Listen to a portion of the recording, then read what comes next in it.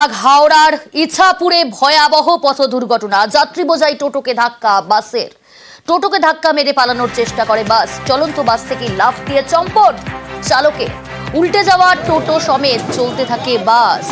ভাবুন কি পরিস্থিতি, ব্যস্ত রাস্তায় বেলাগাম বাসে হুড়োহুড়ি। হাওড়ার ইছাপুরে ভয়াবহ পথ দুর্ঘটনা। দেবাশিস রয়েছে প্রতিনিধি। দেবাশিস, কখন ঘটে এই দুর্ঘটনা?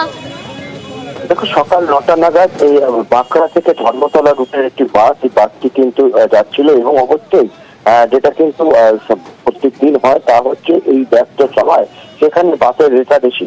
সেই রেষারেষি করতে যাওয়ার সময় একটি যাত্রী বোঝাই বাস টোটো তাকে কিন্তু সজোরে ধাক্কা মারে এবং সেই দুমড়ে মুচড়ে যাওয়া টোটোকে টানতে টানতে নিয়ে যায় বাস।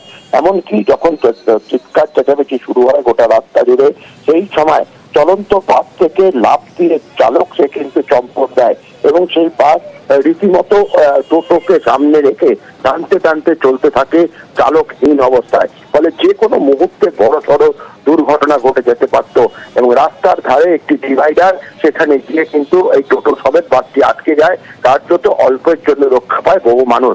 এরপরেই ঘটনাস্থলে পৌঁছায় পুলিশ। ইতিমধ্যেই বাসটিকে আটক করা হয়েছে এবং চালকের খোঁজের তল্লাশি শুরু করা হয়েছে গোটা এলাকা জুড়ে। তবে এই ঘটনায় টোটো চালক এবং বেশ কয়েকজন যাত্রী যারা অল্প বিস্তর আহত হয়েছে তাদেরকে চিকিৎসার পর ছেড়ে দেওয়া হয়েছে।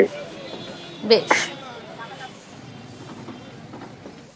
বাঁকুড়া মিনিবাসটা টোটোটা আসছিল, ওনাকে মারলো, মারতেই উল্টে গেছে টোটোটা।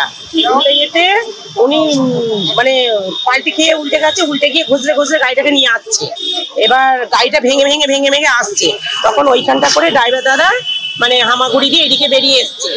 আর গাড়ি মানে খুব এতে ছিল, ড্রাইভার নেমে চলে গেছে, গাড়ি এখানে চলে এসেছে, একটা এত দূরে চলে এসছে। উনি গাড়িতে ছিলেন, উনি ওনাকেও মেরে দিতে ধাক্কা।